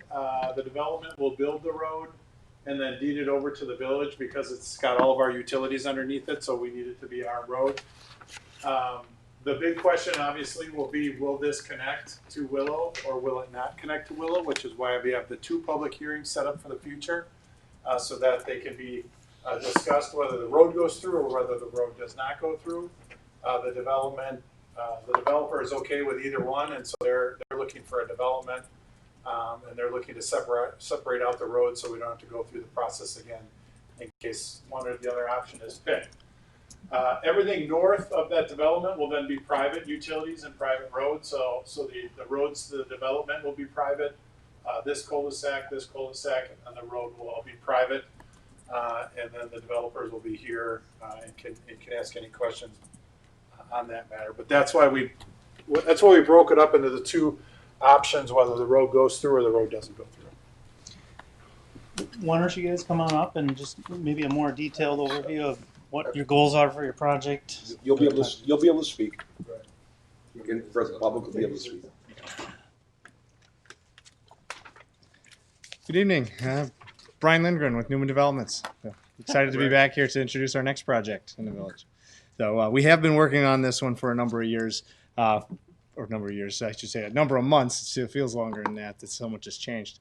As you're familiar with the site, across from Lake Country Lutheran High School, as Administrator Rohde mentioned, utilities were run through the site a number of years ago to provide utilities to the high school. We're proposing development for the area north of that Road X that we're calling it. The site as it stands is very wooded. We've gone through the process of counting trees, believe it or not, over 2,000 trees larger than 6 inches. We want to, when we looked at this site, conserve some of the best natural features of the site. There are trails that are currently being used by the public. The private owner has allowed that to happen. We'd like to make that a permanent fixture of the site. So from the north half that we're proposing development, as part of our development proposal, we would permanently provide a public access easement over those trails so people who are currently enjoying them can continue to enjoy them. Our idea for the site is 47 single-family condominiums. We want to cluster those, so the density that we've proposed is the same RS5 district as the neighborhood to the east, though we are proposing to develop it by using the PUD, the PDO overlay. And the reason we want to do that is to cluster and really maintain the trees. We're not asking for additional density. The number of units, 47, is allowed for the amount of acreage that is north of the road. The single-family condominium concept we've had great success with in our previous project. We have a slightly different vision for these 47 lots. We want to try to provide a type of home and home ownership at more of an entry level and a first-time buyer. So I know we had some realtors here that were part of the chamber earlier. They could have had better statistics than I have, but I know for a fact it's quite difficult to find a new home or almost any home in the Hartland area under 450,000. We think we can hit an entry price point of around 400,000 with these homes, with the average price being in that 400 to 500 range. This will give an opportunity for people to move into a new home in the neighborhood that doesn't currently exist. So take advantage of the natural resources, provide walking trails, connectivity to the trails that already exist along Campus Drive, a private amenity. Most of the infrastructure as was introduced, we're proposing to be private with the exception of Road X, which is up for debate. What we're here for tonight is to ask that the board recommend scheduling the public hearing on 2 points. We would like to move forward with the rezoning and PUD application and take the board's feedback on the status of Road X. We are indifferent. Our feelings about the development to the north would move forward regardless of connectivity or not connectivity. Yes. So as I mentioned, there's with all the trees that we counted and clustering, we would permanently preserve those trees as well as part of that area. So we did a tree study as well as an INRA, an isolated natural resource study. We had environmental consultants do those for us. They highlight some of the best natural features when we did that tree survey, of which we have available in the Plan Commission and all the other agenda items. Yeah. Yep. And the largest specimens of those trees are located in the areas of which we have not proposed for development. Those are the areas that historically on the site were unfarmed. They have some larger kettles and topography in them that exist. So there really are some great trees, and by clustering our development in the areas that we've identified, we can keep most of that and permanently preserve it with that UCO, that Upland Conservancy overlay that is available. You want to add your preference on the road on how you submitted, just for the record? No. I would say we are indifferent. I just wanted to get it out there at the Plan Commission so the board does know the developer does not care either way. And I know for some time, I mean, I was one of the proponents for it. This came up at Plan Commission for pushing to have it go through. We have had submitted the petition. We have had it submitted with petition. I don't know the exact number, 111, 100 some. There's quite a few people in that area that very much do not want that road to go through. Do we want to open it up to the public so we can get done with public comments? Would that be okay? Anybody here that wants to speak on this? I know we have a Plan Commission member that's here, so if you'd like, let's do public comments now. Again, Dino Zicki, 605 Southern Oak Drive. That's the primary reason coming here tonight. In the last Planning Commission meeting, I made a motion to approve for, under fast track, the wish of the developer to proceed with this project. My motion was seconded by you, Mr. President.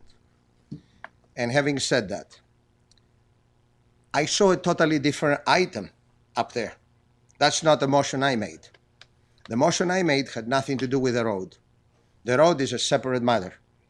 My motion was to set up a meeting ASAP for the public hearing for the project. The road would be another thing. And having said that, I also ask you formally, you and the village administrator, that you guys obey the rules of your own meetings next time, okay? Without trying to offend you. Whenever someone makes a motion and someone seconds it, then there is a discussion with a time limit on each member, not multiple times. It was like nomads in the desert in there, 20 conversations going on. No one would listen to anyone, and we spoke for an hour and 6 minutes because I recorded it just like you did, without any conclusion, okay? It's good for the village of Hartland to have developments. It's good for the village of Hartland sometimes to have public roads and sometimes not. I'm not going to express my opinion on this one until time comes to vote. But when someone makes a motion to bring it for public hearing within 30 days, I expect that to be captured verbatim and not translated or paraphrased and go forward. And I'm in total support of this project. Thank you. Thank you. Do you, so the wording you had referenced, so the lawyer said, Yeah, the lawyer sets the wording.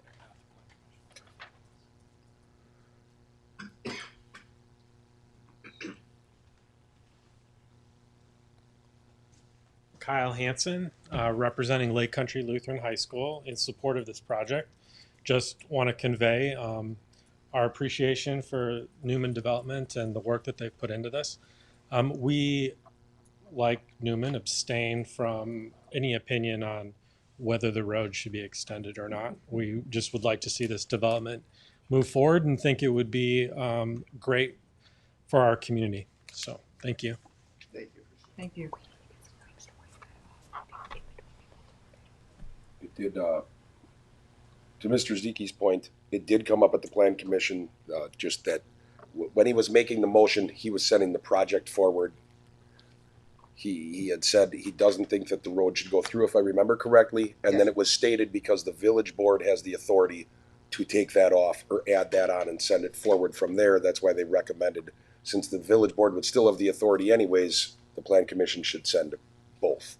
And I know that, you know, people were there, but that's how it was. I just want to make sure everybody knows, because it does make it a little bit confusing. So I'm sorry, just seeking clarification. So Plan Commission has made a decision that they're just going to send both forward. So they're not sending a recommendation forward. So they're just sending both options forward. No, they're sending a recommendation, but they didn't take it off the table. They sent it forward because we are the only ones that have the, even if they said we're only sending one forward, the recommendation to approve the project went forward. Because they didn't have the authority to say the road goes through or doesn't go through. They said send them both through to the authority that actually has, that can make that decision. It did, I don't want to misspeak, it did seem like there was quite a bit of support for saying, let's take the road out, make it an emergency access. And if I'm wrong, I mean, I think it was support of quite a few of the members. It was overwhelming support, I believe. Anybody that was at that meeting, if I'm remembering incorrectly, but they wanted to get, they didn't want to take away the authority that's vested in the village board, and they didn't want it to be looked at improperly by any member on this board. So they said, send them both through, because you guys, speaking to them, speaking to the board, have the authority to do this. So we'll send you both so that you can make that decision. That's also the premise behind having a joint meeting on the 20th of July. So one of the items that had been discussed is that we would give the residents in that area 30 days before any decision, you know, for any public hearing. So we set it 30 days out, and then having the Plan Commission and the village board having a joint meeting. All the parties are in the room at the same time, hearing all the comments at the same time, and so there's no confusion between committees. So that's the point of doing that on the 20th.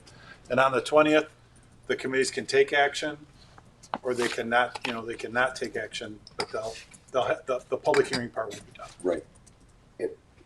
If the board sends it forward for a public hearing, that doesn't mean that the road is going through or not going through.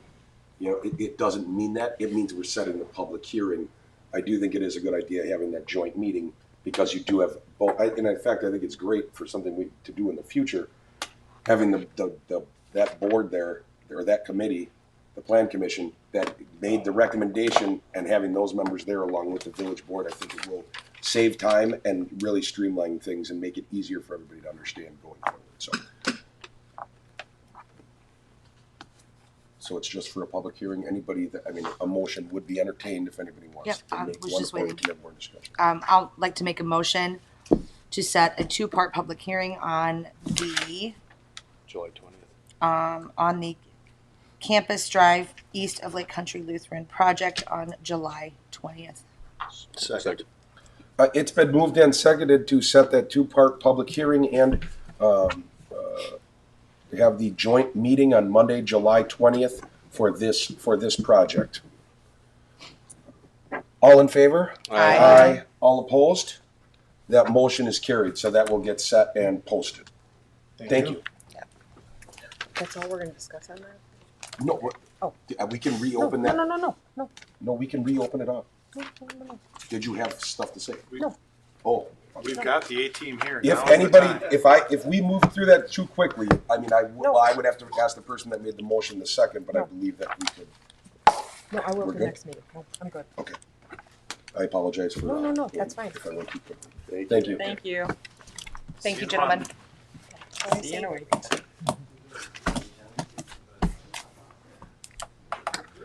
The next item we have on the agenda is consideration of a motion to approve an agreement with Visio Clean and Seal, Inc. of Pewaukee for the 2020 sanitary sewer cleaning and televising in the amount of $22,160. Mr. Faulkner, the floor is yours. I move that we approve the contract with Visio Sewer since they've done it in the past for so many fine years at $22,160. I second. It's been moved and seconded that we approve the agreement with Visio Clean and Seal, Inc. of Pewaukee for the 2020 sanitary sewer cleaning and televising in the amount of $22,160. All in favor? Aye. All opposed? That motion is carried. Thank you, Mr. Faulkner. The next item we have on the agenda is consideration of a motion to approve contractor's application for payment number 5, this is the final payment, for the Crystal Drive lift station modifications in the amount of $4,775. So this application for payment is the final payment. The building is complete, the controls are operational. So we do still carry a 1-year warranty on this, so even paying out this $4,775, we still will have a warranty on all the equipment, the building, and all the landscaping as well. So we're looking to close out this project and pay Hogan Electric $4,775.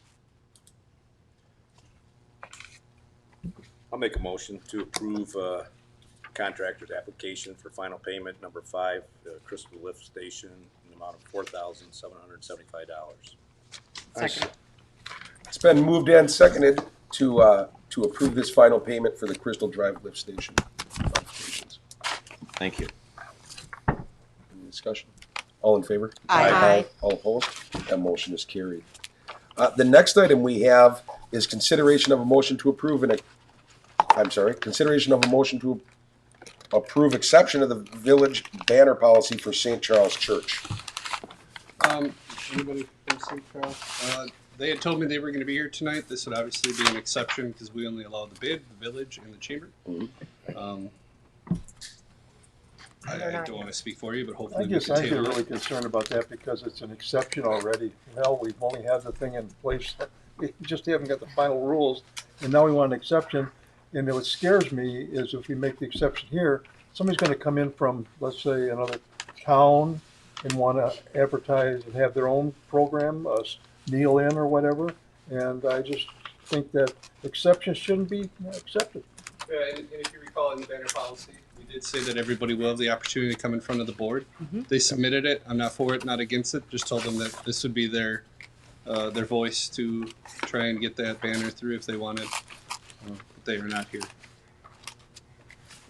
I don't. They intended to be here. I don't know if they mixed up the dates. I don't know if you're willing to wait until the July meeting or if you want to do something tonight.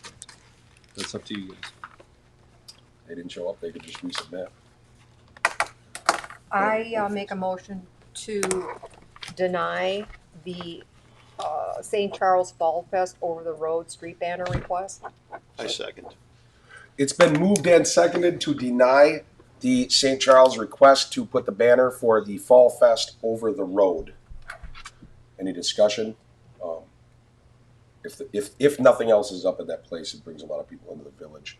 I think it might be okay, but I'm going to go along with the board because I do agree with Mike. We just set the thing up, and to make exceptions. There's so many signs that they put up on the around Yep. like politics, real estate signs that it's never been a question of nobody ever knowing about it. Right. So. I just want to say no disrespect to St. Charles.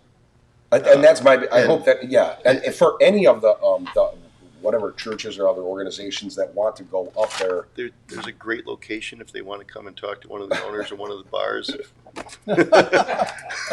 It's been moved and seconded to not make an exception for St. Charles. Any other discussion? All in favor? Aye. All opposed? That motion is carried. Now we have a discussion and consideration of temporary signage in the village. I think that our administrator can speak on this. What about Hartbrook? Number 9. So, Number 9. Okay, I'm on the bid, we were approached by the bid. I know some of the members came and had to go. looking to get a consistent sign, kind of a Hartland strong sign. Talk to our building inspector. It'd be a temporary permit in order to try to streamline the process, if you will. We don't charge for temporary permits. Thought the idea would be to kind of give a broad approval to any business in the village of Hartland that wanted to put up one of these banners. They're 3 feet tall by 2 feet wide. They say Hartland Strong. It would just be a nice gesture, and then we wouldn't have to put our building inspector through approving each one of them. There is no permit cost for temporary signage, so it'd be something he would just be approving to kind of cut down on his workload, just giving a general approval. Unfortunately, just wires got crossed and didn't get the information till Friday, and I was out of the office Friday, so we didn't get it out till today. So by all means, if we need to postpone it another meeting, or if the board wants to discuss it, and any feedback I could take back to the group of businesses that were interested in it. So I personally liked the sign. I liked how it looked. I liked that we're all united as one. The only thing I questioned was it said on there downtown. And if they're saying it's for all businesses, like Sendex and that whole area, if they wanted to put them up, they're not downtown. So if it's going to be a consistent look, that was the only thing I thought. But others, I thought they looked great. You could just say Village of Hartland. Right. Yeah. You would think that that should be something that the Chamber of Commerce should be involved with too, I would think, since they do so much advertising. You know, I mean, they work together. There looks like two organizations that have really the same goal, or 80% of the same goal. I think that I'd like to have the chamber involved a little bit, since they're the ones that are probably putting out a lot of those things. So That's a good suggestion. how would we make do we want to make a change to what we approve, or take time to think about it and I think approve it table over it. time? Table Table it. I haven't even seen it yet. So we can make. So Can we you just make look a at your motion. email? I read the whole thing, but I must have missed one spot. It's all good. It was new to Someone Oh, can- new today? No, I don't. I didn't look at any memes today. So with tabling, what does further action look like from this board? Are we tabling it because we don't want to discuss it right now, or are we tabling it because we're not sure what we want on the sign? Because not I all was the just saying someone trustees could have table seen it. it. Okay. Right? Because not all the trustees have received the No, and information. it's up to the board. I was just simply saying someone could table if they wanted more time. I was just putting so everybody knew it's not like Rick, you. you gonna table it? I already said that. Yeah, Okay, yeah. Rick already said he wants I it can look at tabled. it quickly. I just haven't done any emails. I'd like to make a motion to table this discussion until our next village board meeting, so that all trustees have time to look at it. Okay. One question, would it be possible, I know we've got the joint meeting with the plan commission, I don't know if we can fit it in at that meeting. I think it's important that we get the signs up as soon as possible. And I understand we haven't all looked at it, and I understand it might be a good idea to table it until we can all look at it and really figure out what the sign should say. But with that said, I think it's important to get them out and not wait another, month. But the Okay. next meeting would be before that. Well, The 13th. hold on. We have, there's ways that you Yeah. can keep this going. So Yeah, there's a motion to 13th, table. sorry. Did we get a second? Did you second did. it? I'll second it. Rick seconded. Okay. So we have a motion and a second to table. Now, that means that if we don't table it, we're still talking about it. I just want everybody to be aware if we want to discuss it now, going to those points. So now we're open to discussing even just tabling it. So Okay. Yeah, if there's a way to get it approved sooner, or if we could have I don't know if we can do a Zoom? special, no, I'm not going to Zoom. Get his If there's bird another feet. way to do it, just on the sign, if we all get together, and I know that causes problems with a forum if we were all in the same email together. But Am I the only one that hasn't seen it? Yeah, I haven't either, but Are you? no, I didn't get a chance. I was extremely busy. I heard about it. I think you're right. Take the downtown off. It should say Village of Hartland. Right. I think just Village of Heartland Strong, Village of It's- 'cause Heartland it's the Strong. Heartland it's just a font. logo. Yeah, I Yep. think Yep. that would be great. And someone could do, I mean, we do have to decide on the tabling. Right. On whether we want to or not. Sure. But it's I mean, sounding like we I might. just looked at it, so I You can pull back your second. And she could, Well, or we can just it vote on it and depends vote on not what to you wanna table do. it. I mean, you. There, I mean, if you, Beer you wanna Snobs see it? has one up currently, and so does. Oh, I've seen that one. Inside the business. Inside, yeah. I just want, they're not violating any rules. That's the point, inside the business. These would be outside the business. So Right. that's why they would need a temporary sign permit. I would like to put it to the board. I'd like to make a motion to amend the motion to table and instead be a motion to approve with the Village of Hartland being the logo as opposed to downtown Hartland. I'm fine. You want to look at this real quick, or? I saw the one inside Okay. Beer Snob, so if it's Yeah. the same. It is. Yeah, Right. okay. Do you want to see the paper Yeah, I one? think it looked really cool. Just Right. Here, send that down Okay. so you can see it. I'll second. Oh, Yeah.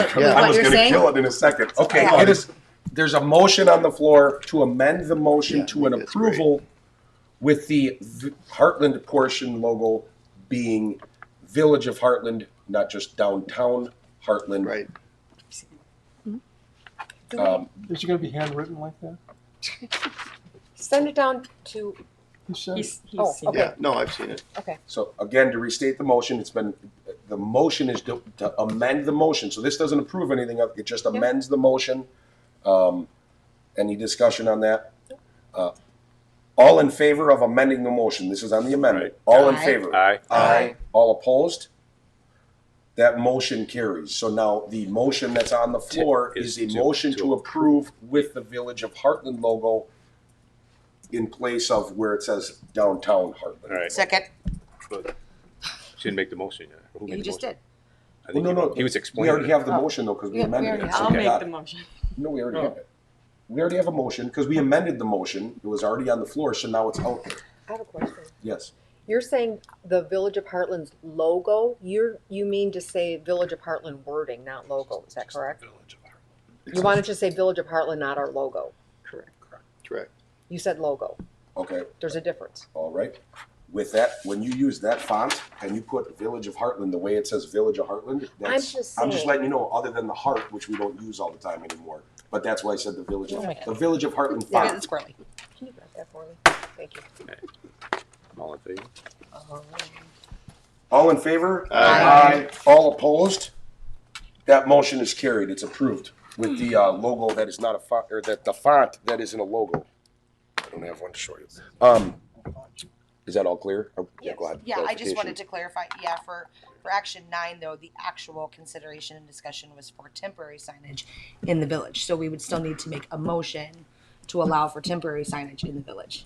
Okay. Is that, I'd like to make a motion for temporary signage in the village. I think we're spot on. Second. Spot on. Okay, it's been moved and seconded for temporary signage in the village. What does that entail?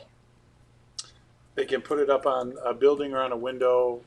They do not need the village's permission as long as it's the sign, and they could do it for 90 days. 90 days they can do already for temporary. They would have to get permission from the village building. Oh, and this way they don't This have would to. waive all of them having to stop in. Okay. Are we saying 90 days continually or 30 Yes, days? yes. Okay. 90 days. Just asking, because it's gonna come out. They can take it down to I know, Wallschlager. I gotcha. One thing I want to clarify for the board since we're in discussion, if someone has the sign out and it starts to look bad, I think no matter what, it would be permissible for the building inspector to say, hey, it's ripped, it's blowing, you gotta buy a new one. You gotta buy a new one. Okay, it's been moved and seconded to approve the temporary signage in the village. All in favor? Aye. All opposed? That motion is carried. Now we have discussion of Melm's Brewing request for a beer garden in Hartbrook Park. I think what I'd like first is to have, I believe I see a park board president here, and have him come forward. Or if he's not allowed to speak, I would like to see the village board kick this to the park board because it'd be appropriate to get their opinion without us deciding on our own. But if he did want to step forward and. Oh, the gentleman from Melm's is here. Do you want to come up and speak? You can't. You don't have to. That's why he came and said it. Good evening. Good evening. Good evening. Most of you have no idea who I am. My name is Robert Stack. I'm president of the Melm's Brewing Company. I'm also a Hartland resident for 21 years. We opened the brewery in well, we opened the brewery in 14. We opened our tap room here in Hartland, which is now our only location for operations. Our grand opening was in March of 2018. All our operations are over on Merton Avenue, right across from Walgreens. I know some of you have been down there. I recognize some faces. We would like to put in, and we're proposing to put in a beer garden at Hartbrook Park, limited hours, Friday, Saturday, Sunday, or Thursday, Friday, Saturday, Sunday, through the summer months, commencing as early as we could. We'd like sometime in July, perhaps, and running through the month of September. We think that would serve the people on the north side of Highway 16. We think we would draw from the communities to the north. We get a surprising number of people in the tap room from Village of Merton and the town of Merton. So we think we'd get some of those people coming in. We are pretty fluid as to how this thing would take shape ultimately, but we envision sort of a family-friendly games type of environment. One of the reasons we like Hartbrook is because of the volleyball field, because of the playground. There's enough space for us to put out some bags games and things like that.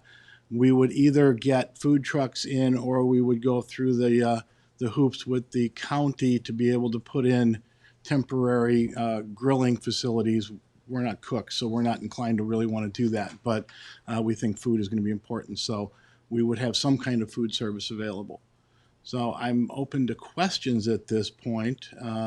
That's basically what we're envisioning. Okay. If the board has anything, I think it would be important to send it back to the park board, but absolutely members of the board could ask questions now as well. Typically in these kind of cases with having a park board, we send it, for their recommendation, and then I know it means you got to bounce around a little bit, but the nice thing is you're here, so now everybody knows, it's great for transparency and all that. But if anybody had any questions, they could ask them. I do. Can you just give me a breakdown? When I'm thinking about Hartbrook Park, I'm thinking about we've got the bridge, we've got open space for parking, we've got a playground, we've got a volleyball court, and then we've got 2 baseball diamonds. Can you give me an idea of where you're thinking about setup? So what we were thinking, we were just over there the other day, would be the northeast edge of the parking lot is where we would bring in our tapper trailer. And that would be facing south then. That would give us some frontage. We think if there was a food truck, we'd probably want them on the western edge of the parking lot. So we'd retain as much parking as possible. Our trailer that we use for this sort of thing is about 12 feet long. So that wouldn't take up a great deal of space in there, and then we just have a tent in that we'd be serving under. We would then, people would have the opportunity to set up picnic tables, carry-in tables, or blankets or whatever, anywhere they wished. There's the shelter would be behind us, basically. And although we aren't planning on live entertainment on a regular basis, there's at least one event that, if we get this approved soon enough, we would probably do a party in mid-August. I won't give you the whole story of the history, but our namesake, C.T. Melm's 201st birthday, is in August. So we would do the 201st birthday party at the park. We also may look at doing yoga in the park on Sunday mornings before we opened. Okay. Anybody else? No one else? Oh, go ahead. Otherwise, I would. Is there any legality involved in this for us? I think it's a great idea. That'll have to be addressed, absolutely. Right. But I mean, going through the process, typically you give it to the park board because they really look in detail. I think it's a great idea. Yeah. So we were able to meet via your favorite venue, Zoom, with the ownership group of Melms, and we did share with them the contract that the village currently has at Nixon Park for Lake Country Beer Garden. And so they have seen those documents, insurance requirements, responsibilities for things that are done there. So they have seen all of that, and we haven't talked numbers or anything, but they're familiar with that contract that we have in place already, and want to pursue this. I think just a side or an interesting part, They got into the beer garden a little bit with the county last year. Do you want to? 4 beer gardens with Waukesha County last year. We did 2 at Neshota and 2 at Nagawaki. And there is a distinguishing factor with us and the Nixon Park. We're not a tavern. We don't have a liquor license. We don't, frankly, need a liquor license. And quite honestly, we can't have a liquor license because we have a federal brewer's permit and a state brewer's permit. By statute, we're not allowed to have a liquor license. What we would have to do to be able to serve there would be to go through the Department of Revenue and get an extension of our retailer's license to give us the ability to sell fermented malt beverages at that location as well. And that would be the legal aspect that we would have to jump through, the permitting aspect that we would have to jump through aside from whatever the village needs. Can we hear from Mr. Hallquist? Sure, if it's being requested, absolutely. Thank you very much. Thank you. Thank Mr. you. Hallquist?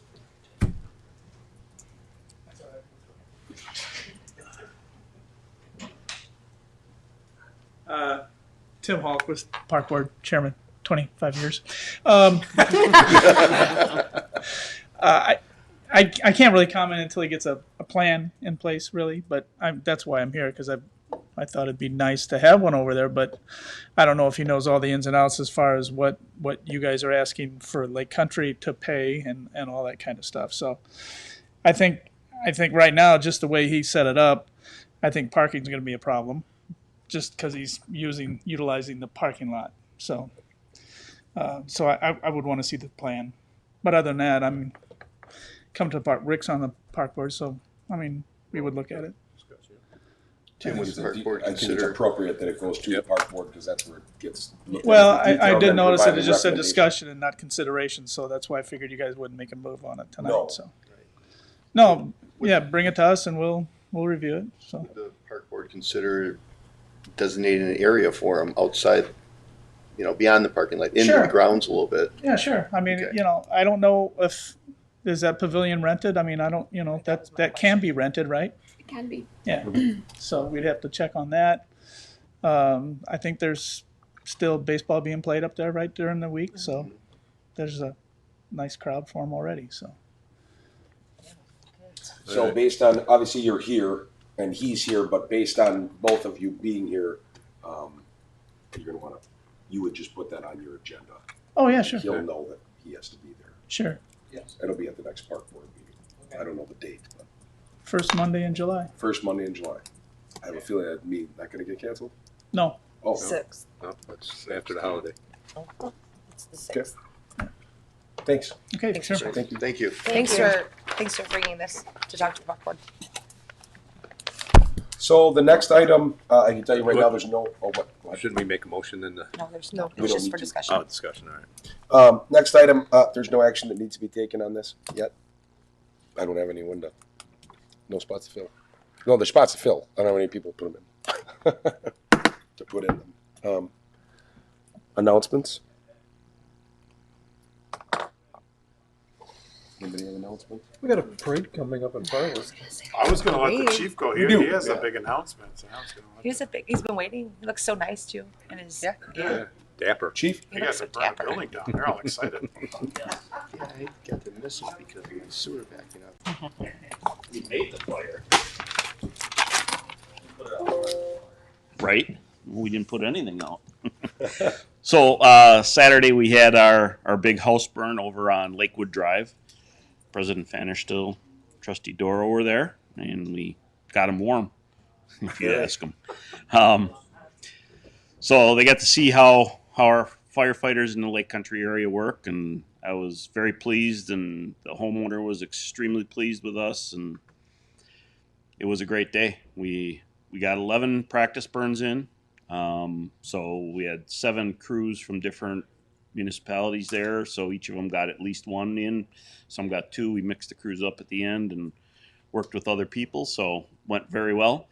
And just started to rain about 5 minutes after we lit it. Didn't bother us at all. And by 1 o'clock, it was down to the ground. So it doesn't take long when it goes like that. So Other than that, we were told on that day by the homeowner and the builder that the other house that they're going to burn down will be ready for us on the first week of September. So please stand by, and we will have another one going sometime in September. So, bigger and better.